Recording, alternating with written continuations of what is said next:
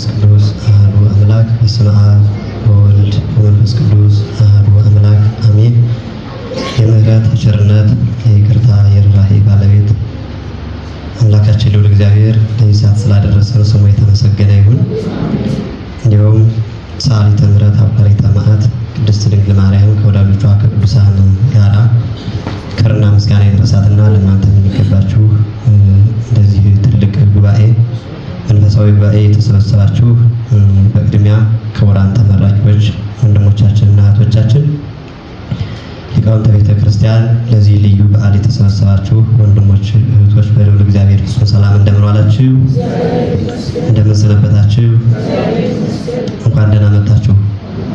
አሜን። እግዚአብሔር አምላካችን በቸርነቱ ጠብቆ ለዚህ ሰዓት አድርሶ ይህን የተቀደሰ ጉባኤ መንፈሳዊ ጉባኤ እንድንሳተፍ ቅዱስ ቃሉን እንድንሰማ እንድንማማርና እንድናመሰግን ፈቅዶ በዚህ ቅዱስ ቦታ ስላገናኘን በድጋሚ አባቶቻችን አምላክ ስሙ የተመሰገነ ይሁን። በዛሬው ዕለት እግዚአብሔርን ለማመስገን የተመረቃችሁ ወንድሞችና እህቶች እንኳን ደስ አላችሁ ለማለት እፈልጋለሁ። በእግዚአብሔር ስም እንኳን ደስ አላችሁ፣ እንኳን ለዚህ አበቃችሁ። እንግዲህ እግዚአብሔር አምላካችን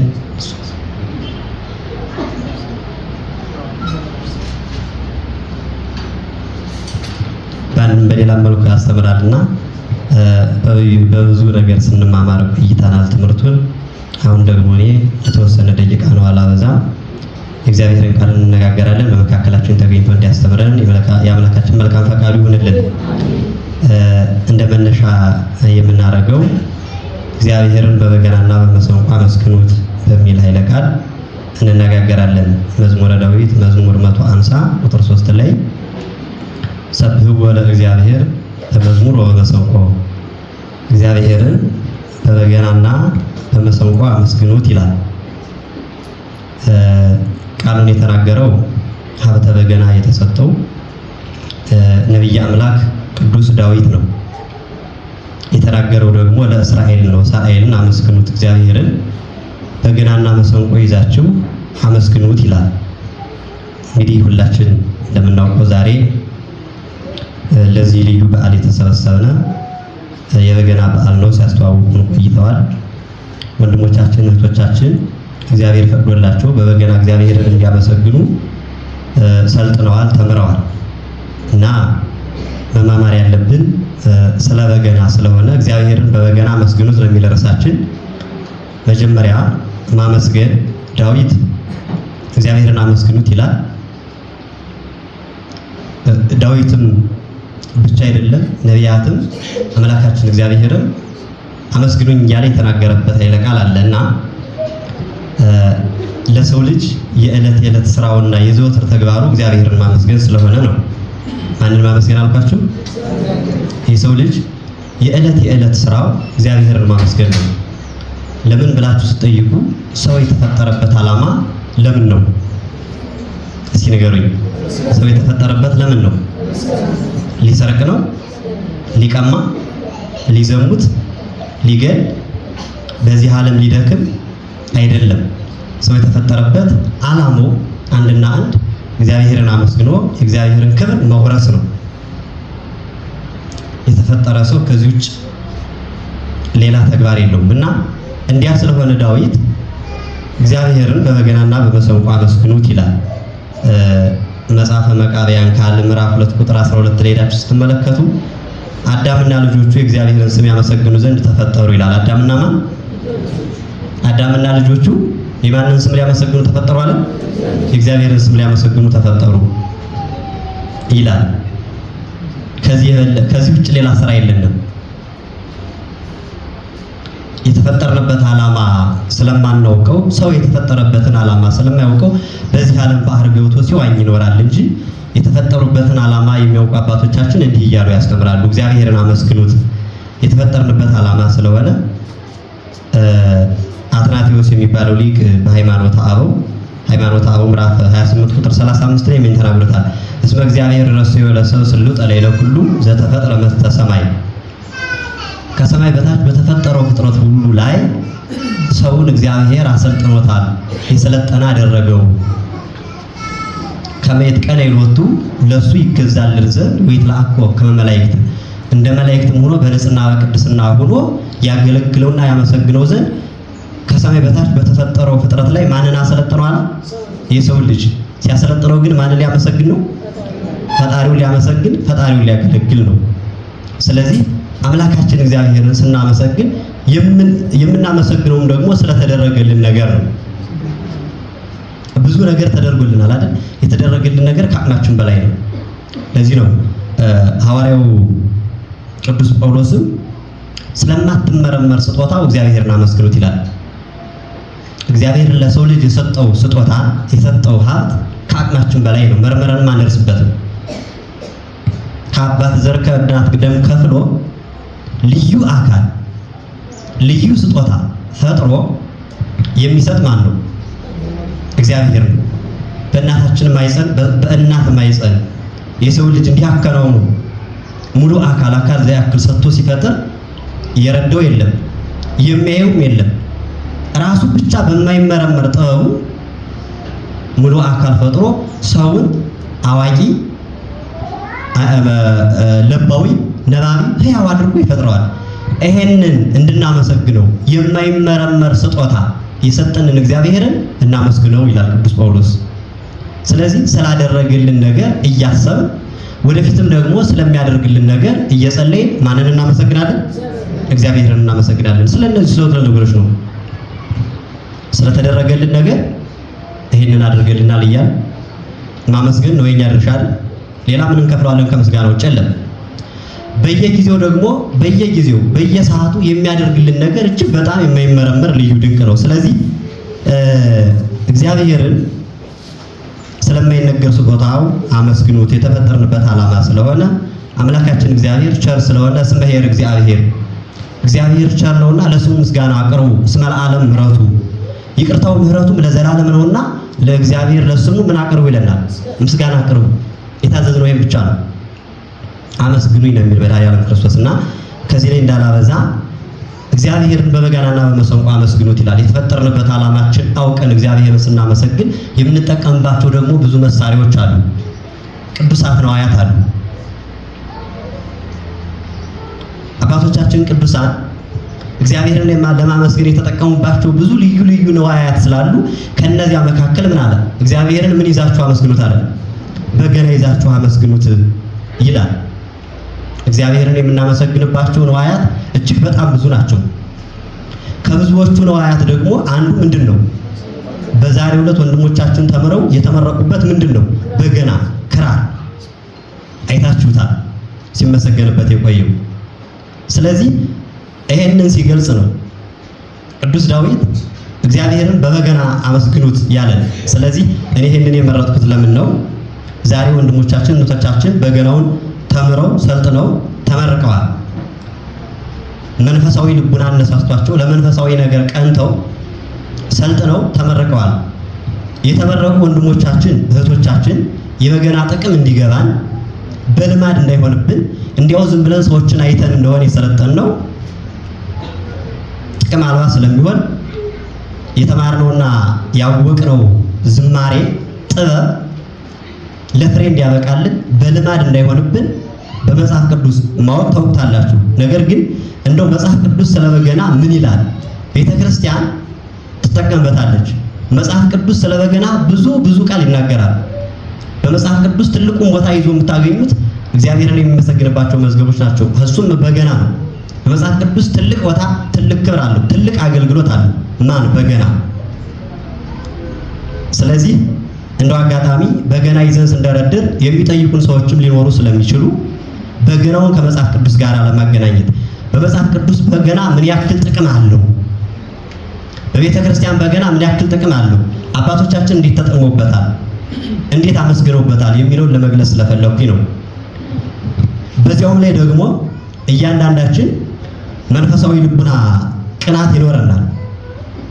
አሉ ሕፃናትም ወንድሞች እህቶች አለን። ሁላችን እያንዳንዳችን እግዚአብሔር ቢፈቅድልን በበገና እግዚአብሔርን ለማመስገን እንድንነሳሳ ጥቅሙን ማወቅ አስፈላጊ ነው።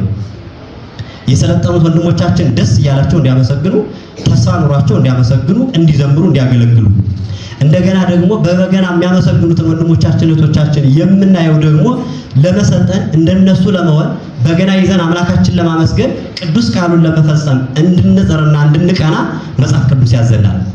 ስለዚህ የምንቀናው ምን ስንል ነው?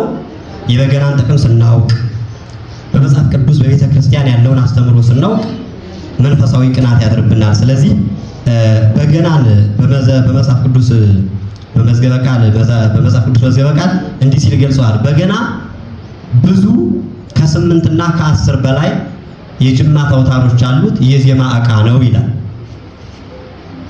መጽሐፍ ቅዱስ መዝገበ ቃላት ይሄን ተናግሯል። ስንት አውታር ያለው አልኳችሁ? በገና ብዙ 8 እና 10 የጅማት አውታሮች አሉት የዜማ ዕቃ ነው ያለው በመጽሐፍ ቅዱስ መዝገበ ቃል ሲያብራራ፣ እሱም ደግሞ ከመጽሐፍ ቅዱስ አምጥቶ ነው። 8 አውታር እንዳለው 10 አውታር እንዳለው በመጽሐፍ ቅዱስ ተጽፏል። አንደኛ ዜና መዋዕል ምዕራፍ 15 ቁጥር 21 ላይ እንዲህ ይላል፣ መዘምራኑም 8 አውታር ባለው በገና ይዘምሩ ነበር ይላል። ምኖች መዘምራኑ 8 አውታር ባለው በገና ይዘምሩ ነበር ይላል። በዳዊት ዘመን ሌዋውያኑ ካህናቱ ራሳቸውን የቻሉ በገና የሰለጠኑ በበገና እግዚአብሔርን የሚያመሰግኑ ነበሩ። ዳዊት መርጦ ከሌዋውያን ተመርጠው በገና ይዘው የሚያመሰግኑ። ስለዚህ 8 አውታር እንዳለው ይሄ ይናገራል። ደግሞ ዳዊት በመዝሙሩ መዝሙር 32 ቁጥር 2 ላይ እግዚአብሔርን በመሰንቆ አመስግኑት 10 አውታር ባለው በገና ዘምሩለት ይላል። ስለዚህ በገና 8 አውታር አለው። ደግሞ ስንት አውታር አለው? 10 አውታር አለው። ከዚያም በላይ ሊኖረው ይችላል፣ ከዚያም በታች አለ። ለምሳሌ ያክል ነው እንድንመለሳላችሁ እንጂ አይታችሁ ከሆነ ወንድማችን ቅድም ሲዘምር አውታሩ ምንድነው? ጅማት ነው። ከጅማት የተሰራ ድምፁ የሚያምር እሱ ያለው ነው ይላል። ስለዚህ በዚህ ነው ዳዊት አመስግኑት ያለ። ስለዚህ አባቶቻችን ቅዱሳን በበገና ተጠቅመውበታል። በመጽሐፍ ቅዱስ ስትመለከቱ አሁን በበገና አባቶቻችን የሚያደርጉ ነበረ። በገና ይሄ ከሆነ የተወሰኑትን ሁሉን ብንዘረዝር እኔ መጽሐፍ ቅዱስ እንድታነቡና በገናን እንድፈልጉት ነው የማመለክታችሁ እንጂ የተወሰኑ ቃሎችን አነሳላችኋለሁ። ቅዱሳን አበው ነቢያት አባቶቻችን በበገና ብዙ አገልግሎትና ጥቅም ሲሰጡበት ነበረ። ብዙ በጣም ብዙ በመጽሐፍ ቅዱስ ስትመረምሩ አሁን በበገና አባቶቻችን የሚያደርጉ ነበረ። የበገና ጥቅም ምን አለው ብለው ለሚጠይቁን ሰዎች መልስ እንድንሰጥ ነው። የመጀመሪያው ዳዊት ርኩስ መንፈስን ያረቀበት ነበር ይላል። ማን ነው?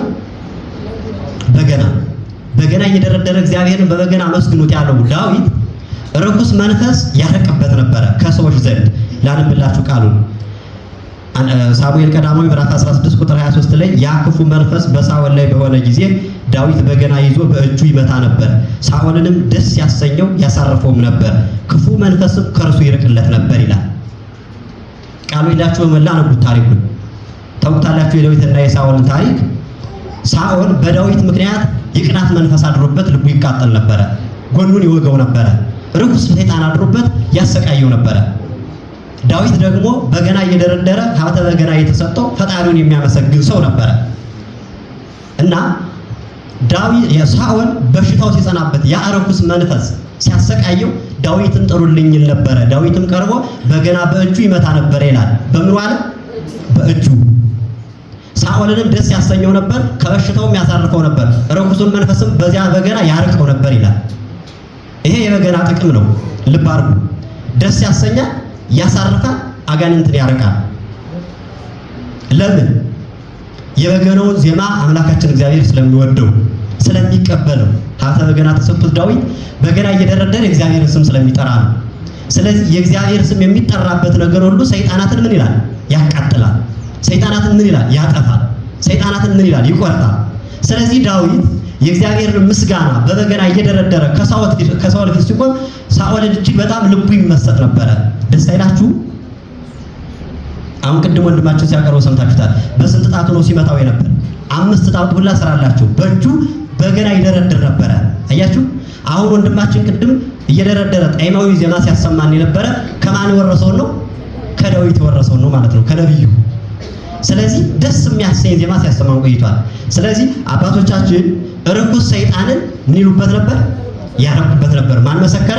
መጽሐፍ ቅዱስ። ይሄ በዚህ ይቃል። እስራኤል ታቦተ ጽዮንን ያከብሩበትና ያመሰግኑበት ነበር በበገና። ቃል ላንብላችሁ። አሁንም መጽሐፈ ሳሙኤል ካለ ምዕራፍ 6 ቁጥር 3 እስከ 5 ስታነቡ እንዲህ ይላል። የአሚናዳብ ልጆችም ኦዛና ወንድሞቹ ታቦቷ ያለችበትን ሰረገላ ይነዱ ነበር።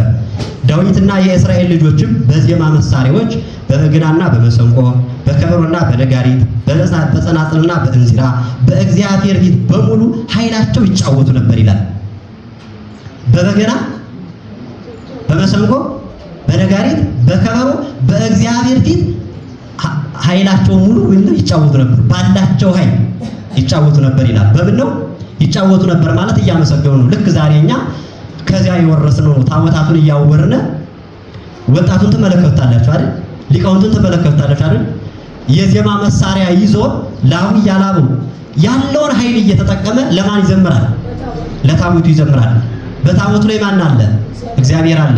በታቦቱ ፊት ስንዘምር በማን ፊት ነን? በእግዚአብሔር ፊት ስለሆነ ምን አለ? በእግዚአብሔር ፊት በኃይላቸው ሙሉ ይጫወቱ ነበር ይላል። ምን እየደረደሩ ነው ያለ? ግን ምን ይዘዋል? በኃይላቸው ሲጫወቱ በገና ይዘዋል። ስለዚህ በገና ጥቅሙ ምንድነው ማለት ነው? የእግዚአብሔርን ታቦታት የምናከብርበትና የምናመሰግንበት ልቡናችን በመንፈሳዊ ደስታ የሚመሰጥበት ማለት ነው በገና። እስራኤል በታቦተ ጽዮን ፊት ይዘምሩ ነበረ። እነ ኤልሳዕ ትንቢት ያናግሩበት ነበረ። ማን አልኳችሁ? እነ ኤልሳዕ ትንቢት ያናግሩበት ነበር። ምስጢር ይገለጽላቸው ነበር በበገናው ድምጽ። ቃሉ ላንብላችሁ። አሁንም መጽሐፈ ነገሥት ካልዕ ምዕራፍ 3 ቁጥር 14 እስከ 18 ይላችሁ ታነቡታላችሁ። ላንብቦን ይላል። ኤልሳዕ ባለበገና አምጡልኝ አለ። ባለበገናውን በደረደረ ጊዜ የእግዚአብሔር ቃል በእርሱ ላይ መጣ።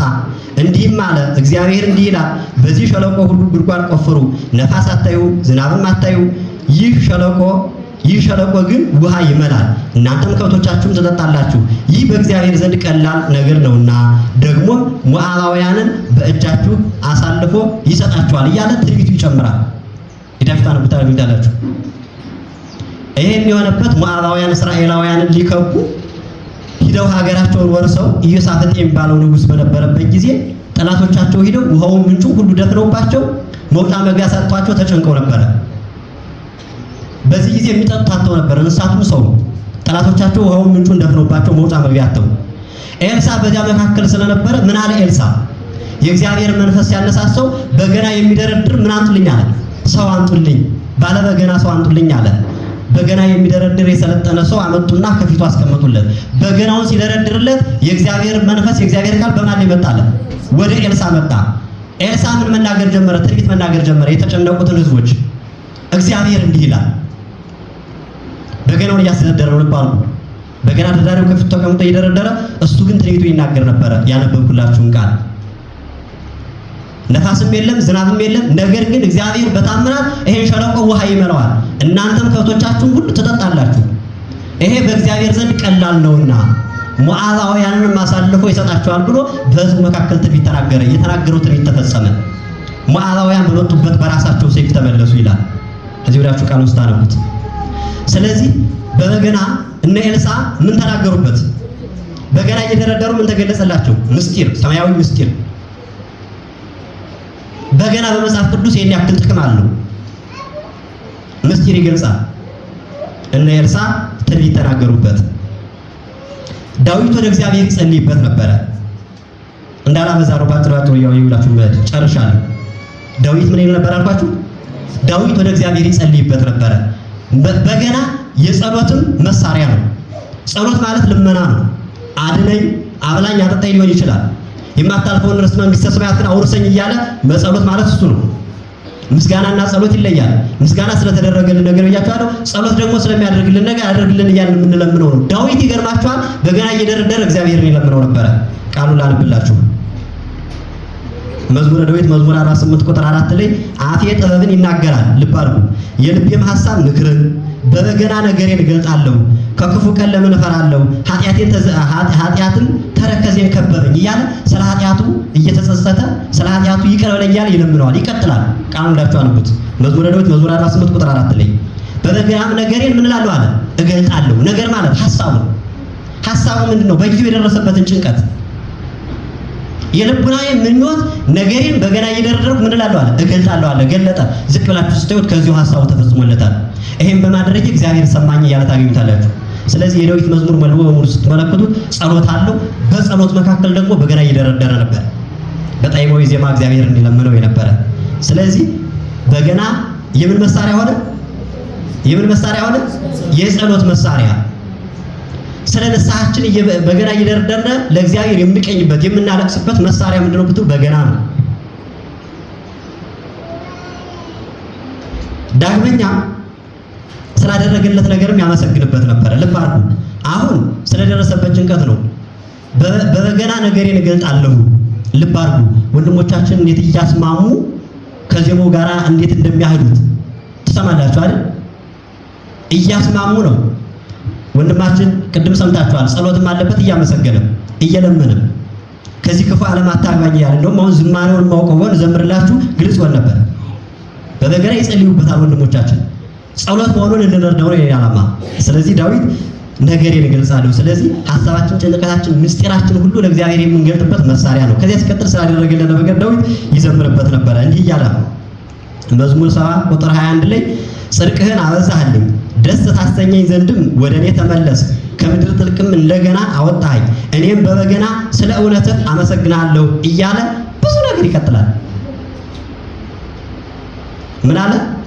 ጽድቅህን አበዛህልኝ፣ ደስ ታሰኘኝ ዘንድም ወደ እኔ ተመለስ። ይቅር ካለው በኋላ ከምድር ጥልቅም እንደገና አወጣኸኝ፣ ከኃጢአት ከመከራ። ስለዚህ እኔም በበገና ስለ እውነትህ አመሰግንሃለሁ። ስለ እውነትህ፣ ስለ ኃያልነትህ፣ ስለ ካህሊነትህ፣ ስለ አዳኝነትህ፣ ስለ ቸርነትህ፣ ስለ በጎነትህ ምን እላለሁ አለ? በበገና አመሰግንሃለሁ፣ እመሰክርልሃለሁ ይላል። ልብ አድርጉ። ስላደረገለት ነገርም ምን እየመታ አመሰግነው ፈጣሪው? በገና እየደረደረ በገና እየደረደረ።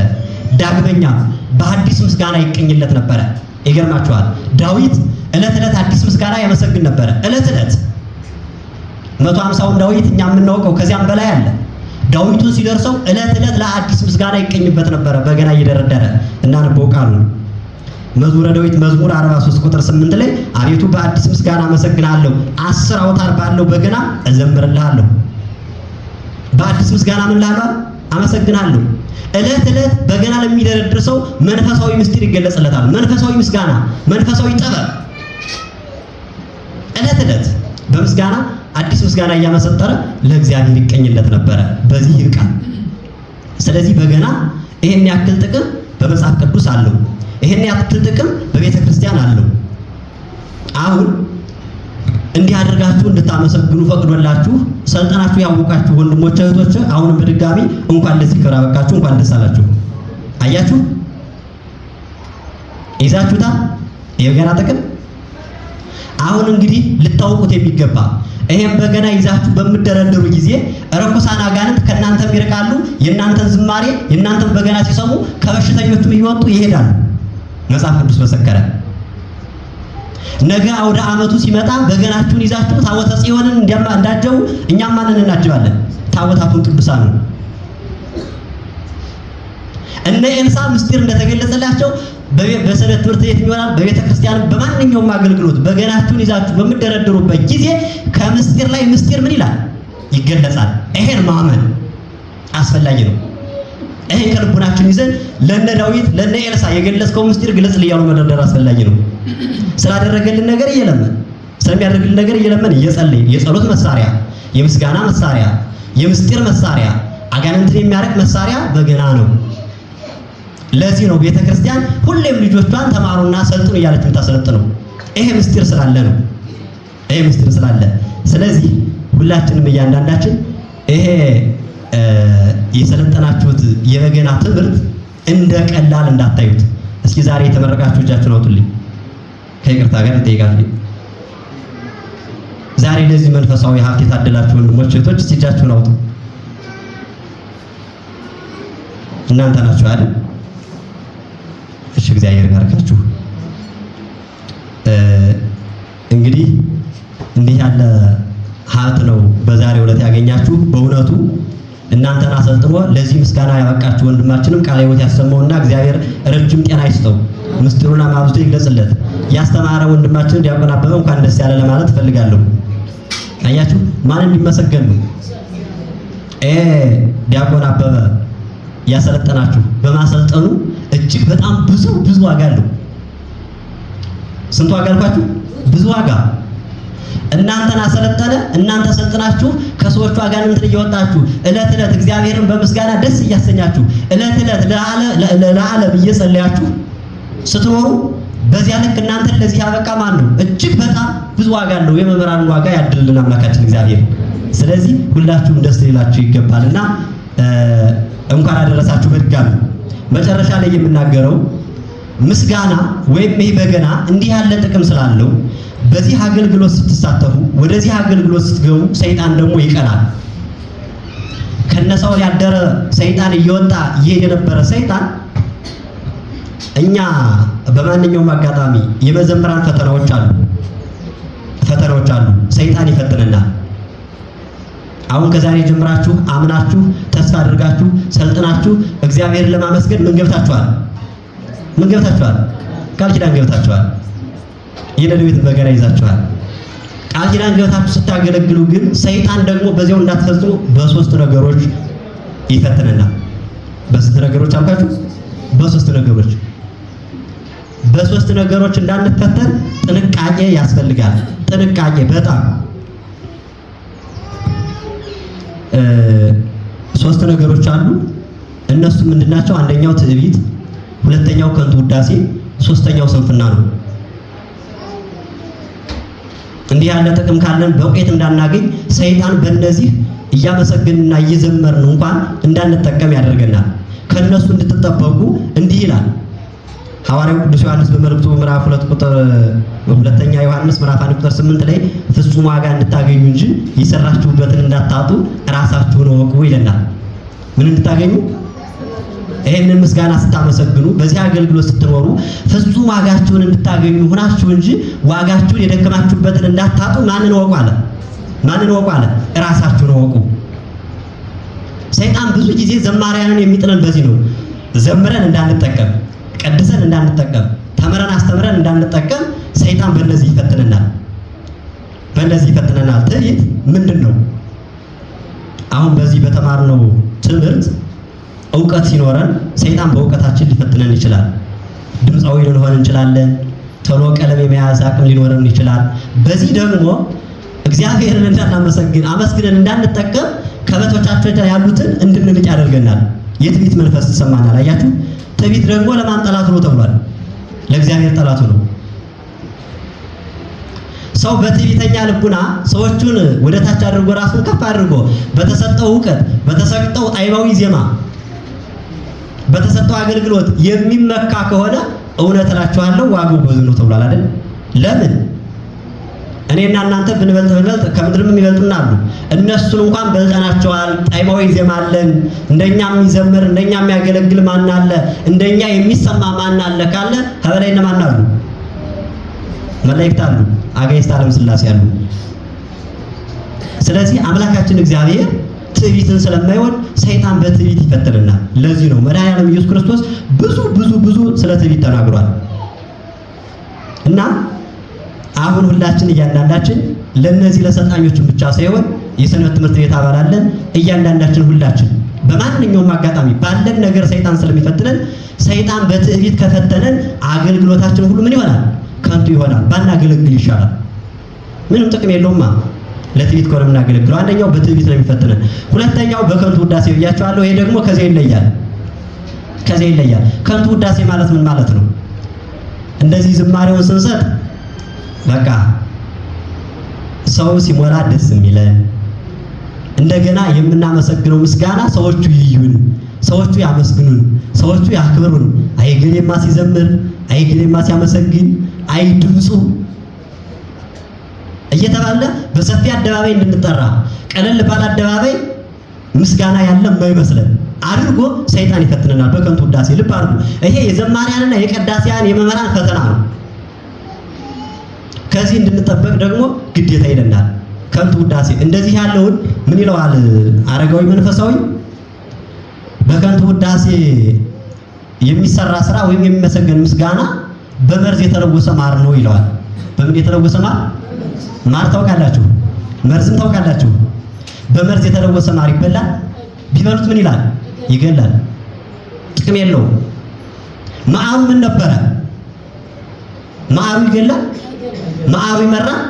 አይመርም። ማዕሩማ ማዕር ነው። እንዲመር ያደረገው ምኑ ነው? መርዙ ነው። ስለዚህ የምናመሰግነው ምስጋና ምንድን ነው? ማዕር ነው። በማዕሩ የተበሰለ ጣዕማዊ የምናመሰግነው ምስጋና ክብር የሚሰጥ ከምስጋናው ጋራ ውዳሴ ከንቱ ካለ ምን ብሏል? ምስጋናው ተለውሷል። ከእግዚአብሔር ልጅ አይደርስም፣ አይመለከተውም። ብዙ ሰዎች በዚህ ወድቀዋል። ብዙ ሰዎች። ስለዚህ አሁን ነገ ወደ አገልግሎቱ ስትሰማሩ በከንቱ ውዳሴ ሊፈትናችሁ ስለሚችል ጥንቃቄ ያስፈልጋል። ከንቱ ውዳሴ እጅግ በጣም ከንቱ ነው። አይታችኋል። በማቴዎስ 6 ተናግሯል ያለው ክርስቶስ። ስትጾሙ እንደ ግብዞች አትሁኑ፣ ስትጸልዩ እንደ ግብዞች አትሁኑ፣ ስትመጸውቱ እንደ ግብዞች አትሁኑ። ለምን? ስራችሁ በሰው ፊት አይሁን። ስራችሁ በሰው ፊት ከሆነ እውነት እላችኋለሁ ዋጋችሁን አጣችሁ። አንድ ሰው ሰዎች ይሁን ብሎ ከሆነ ሰዎች አክብሩ ብሎ ከሆነ ክብሩ ከሰዎች ከሆነ ምስጋናው ከሰዎች ከሆነ ዋጋው ከሰዎች ከሆነ ከእግዚአብሔር ዘንድ የለውም። እውነት እላችኋለሁ ዋጋውን አጣለ። አሁን ብዙዎቻችን ሰይጣን እንዲያደረገ ነው ከእግዚአብሔር ጋር እንዳንገናኝ ቅድመ እግዚአብሔር ምስጋናችን እንዳይደርስ የሚያደርገን በከንቱ ውዳሴ እያግበሰበሰ ከከንቱ ውዳሴ ጋር አዩኝ የሚል ጸሐፍት ፈሪሳውያን ነበሩ። ለዚህ ነው ግብዞች አላቸው። ጸሐፍት ፈሪሳውያን በአደባባይ መቀመጥ ይወዱ ነበረ። ሰው በሞላበት ሁሉ እንዲታዩ ይወዱ ነበረ ይላል ጸሐፍት ፈሪሳውያን የማቴዎስ ወንጌል ምዕራፍ 23 ሙሉ በሙሉ እና መድኃኒዓለም ክርስቶስ ግብዞች ብሏቸዋል። ለምን? እግዚአብሔርን ብለው የማያገለግሉ እናንተ ክብርን ከሰው ዘንድ እንጂ ከእግዚአብሔር ዘንድ የማትፈልጉ በእኔ ማመን የማይቻላችሁ የምስጋና የጸሎት የትምህርት ፍሬ የሌላችሁ ግብዞች አላቸው። ስለዚህ ከንቱ ውዳሴ ግብዝ ያደርጋል። ይዩን ብለን እንዳይሆን ይዩን ያመስግኑን፣ ነገር ግን እኛ እሺ በጅ ብለን እንዳንቀበለው በማንኛውም አጋጣሚ እግዚአብሔር በፈቀደልን መንገድ ሁሉ እንድናገለግል እግዚአብሔር ይርዳል። ልንጠብቀው የሚገባ ይሄ ነው። ከንቱ ውዳሴ እንዳላበዛ። ሌላው ስንፍና ነው። አንዳንዶቻችን ደግሞ ተምረን አውቀን ባወቅነው እውቀት ፍሬ እንዳናፈራ ተግተን እንዳናስተምር ተግተን እንዳንዘምር ሰይጣን በምን ይጥለናል? በስንፍና። ሰንበት ትምህርት ቤቱን ማስጠላት፣ ቤተክርስቲያኑን ማስጠላት፣ በገናውን ማንሳትን ያስጠላችኋል። ከጊዜ በኋላ ጥቅም እያገኛችሁ ስለሆነ ዘወትር እሱ ስለሚያጠምዳችሁ በገናውን በእናችሁ እንኳን እንዳታዩት ያደርጋችሁ ይችላል። ብዙ ሰዎችን እያደረጋችሁ ስለሆነ ስለዚህ በስንፍና ሰይጣን እንዳይፈትነን ጥንቃቄ ያስፈልጋል። የምንፈተንባቸው መንገዶች አሁን ልትመለከቷቸው የሚገቡ እንዴ ናቸው? ስንፍና። ሰነፍ ሰው ለምንም አይሆንም አይደል እንዴ? ለራሱም አይሆንም፣ ለሰውም አይሆንም፣ ለስጋውም አይሆንም፣ ለነፍሱም አይሆንም። ምን ሰው ሰነፍ ሰው ለምንም አይሆንም። ስለዚህ እኒህ ሶስት ፈተናዎች አሉብን። እኒህ ሶስት ፈተናዎች በምንድን እንንሳቸው? እንዴት እናመስግን? ከበገናችን ጋር ይዘናቸው የምንሄዳቸው ምንድነው? ትህትናና ትጋት መጨረሻችን ናቸው። አሁን ወደ በገናው አገልግሎት ስንገባ፣ ወደ ጣዕማዊው ዜማ ስንገባ የበገናን ጥቅም ካወቅነው በገናን በምን እናገልግለው? በትህትና። ትህትና ትቀድሞ ለጸጋ ይላል ማር ይስሐቅ። ጸጋን፣ ክብርን፣ ማንኛውንም ነገር ማን ትቀድሟለች አለ? ትህትና፣ ራስን ዝቅ ማድረግ። እግዚአብሔር ፈቅዶልን ጣዕማዊ ዜማ ድምጻችን አማረ ታድለን ነው። ስለተሰጠን ድምጽ ማንን እናመስግንበት? በገና እግዚአብሔርን እንጂ በዚያ ልንተብት አይገባም፣ በዚያ ልንኮራ አይገባም፣ በዚያ የበላይነት ሊሰማን አይገባም። የሰጠን ማን ስለሆነ? እግዚአብሔር። ስለዚህ ለማንኛውም ስራ ትህትና አስፈላጊ ነው። ራስን ዝቅ ማድረግ። ዳዊት ነግሬያችኋለሁ፣ ብዙውን የበገና ቦታ ይዞት ያገኘነው ማን ነው? ዳዊት ነው። ተጠቅሞበት ያገኘነው ማን ነው? ዳዊት ነው። አጋንንትን አርቆበት ያገኘነው ማን ነው? ዳዊት ነው። ዳዊት ግን በበገና ሲዘምር ምን እያለ ነበረ? አኮሰብ እኔ ምንድን ነኝ? ትል ነኝ። ምን እያለ መዘመረበት? እኔ ትል ነኝ፣ ከህዝቡ ሁሉ የተዋረድኩ፣ ከሁሉ በታች ሆንኩ፣ ትል ነኝ እያለ ነበር። በገናውን እየደረደረ እግዚአብሔርን ደስ ያሰኘው ነበረ። ስለዚህ ለማንኛውም አገልግሎታችን ማንን እንበል? እኔ ትል ነኝ እያልን ካመሰገነ ሰይጣን እንድል እየነሳን ትዕቢት እንድል እየነሳን እንሄዳለን። ከማንኛውም በላይ ማን ይቀድማል? ትህትና ይቀድማል። አይታችኋል። በሉቃስ ወንጌል ምዕራፍ 18 ላይ ያን ፈሪሳዊና ያን መጸበያው አይታችኋል። ጸሎቱን ታውቁታላችሁ አይደለ? ሂዶ ያ ፈሪሳዊ ምን አለ? በትዕቢት እየጸለየ አቤቱ የሕግጋትን ጾም እንድጾም ያደረከኝ፣ ሰንበትን እንዳከብር ያደረከኝ እያለ ብዙ ስራውን ዘረዘረ። አቤቱ ጌታ ሆይ አለና እንደገና የትዕቢት ቃል ሲናገር ምን አለ? እንደዚያ መጸባው ያላደረከኝ ብሎ ተዘበተበት። ያንን ናቀው። በሱ ዘንድ ኃጢአተኛ ነበረ። ያ መጸባዊ ግን ምን አለ?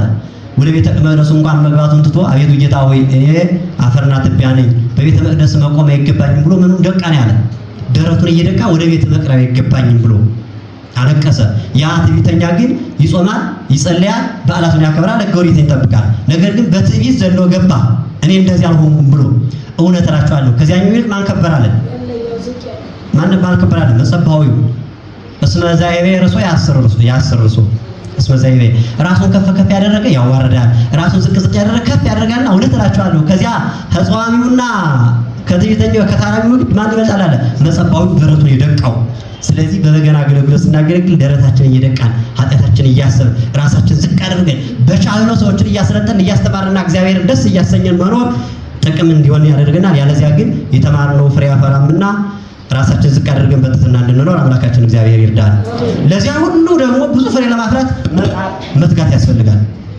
ስንፍና ብያችኋለሁ። ሰነፍ ልቡናን ከዛሬ ጀምራችሁ አውልቃችሁ መጣል። በማንኛውም አጋጣሚ ጊዜ እየወጣችሁ እግዚአብሔርን ማገልገል። ለምን? ማንን እንጣል? ስንፍና። ማንን እንተካ? ትጋትን። ምን ስለታለ? ተግታችሁ ጸልዩ አይደል እንዴ? በዚህ ዓለም የሚኖር ክርስቲያን ስንፍና በፍጹም አያዋጣውም።